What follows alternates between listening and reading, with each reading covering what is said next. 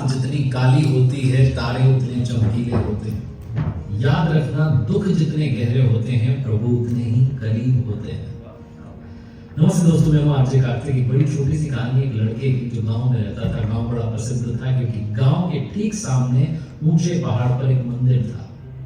बड़ी ख्याति थी, बड़े लोग दूर दूर से, कोसों दूर से श्रद्धालु आते थे उसमें दर्शन करने के लिए।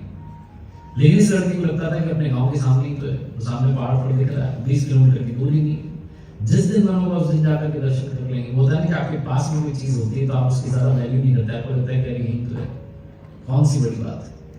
तो कौन सी बड़ी बात है के चक्कर में सालों बीतते गए, लेकिन ये कभी गया नहीं उस मंदिर पर। आसपास के गाँव में जाता, शहरों में जाता, मंदिरों में जाता, लेकिन वहां नहीं जाता जो इसके गाँव के ठीक सामने था। एक रात से दुस्वप्न आता है, बुरा सपना आता है।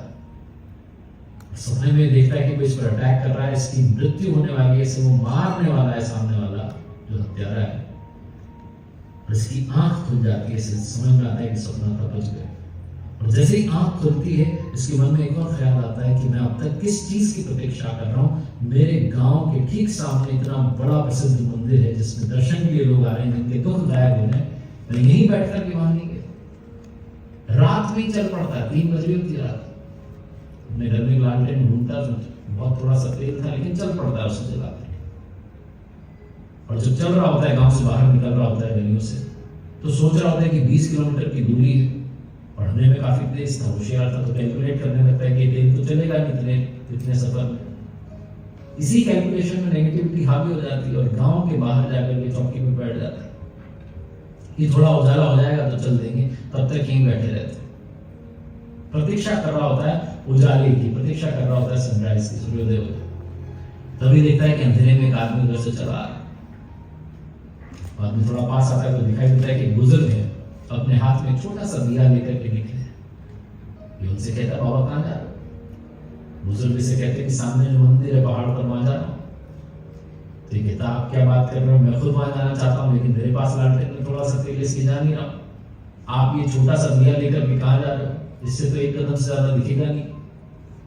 बुजुर्ग कहते हैं, बेटा मेरा तो रोज का रूटीन है, मैं तो रोज की दिनचर्या है। जाता हूँ ब्रह्म मुहूर्त में, अंधेरे में निकल जाता हूँ, ब्रह्म मुहूर्त में दर्शन करता हूँ भगवान के, वापस आता हूँ और अपना दिन जो है आगे बढ़ाता हूँ। ये लड़का फिर से कहता है, बात तो सब सही है, लेकिन मेरे लालटेन में थोड़ा सा तेल है, 20 किलोमीटर चलना है, मैं नहीं जा रहा हूँ। आप ये छोटा सा दिया लेकर के कहाँ जा रहे हो? उससे 1 कदम से आगे नहीं दिखाई देगा। बुजुर्ग कहते हैं कि बेटा 1 कदम से ज्यादा कोई आज तक चल नहीं पाया है क्या? 1 कदम चलूंगा, फिर 1 कदम दिखाई देने लगेगा, फिर 1 कदम दिखाई देने लगेगा। ऐसे ही रोजाना चला जाता हूँ। इस लड़के की आंखें खुली, इसको समझ में आ गया कि जो हम सोचते रहते हैं कल कर लेंगे, परसों कर लेंगे, हो जाएगा। सालों बीत जाते हैं, काम होता ही नहीं। अगर आप सच में कोई काम करना चाहते हैं तो प्रतीक्षा करना बंद कीजिए, कदम बढ़ाना शुरू कीजिए। और याद रखिए, अगर आपने 1 कदम बढ़ा दिया तो अगला कदम वो आपका रखवा देगा, वो आपको पहुंचा देगा वहां तक जहां पहुंचना चाहते हैं। क्योंकि रात जितनी काली होती है तारे उतने चमकीले होते हैं, और दुख जितना गहरा होता है प्रभु उतने ही करीब होते हैं। एक बार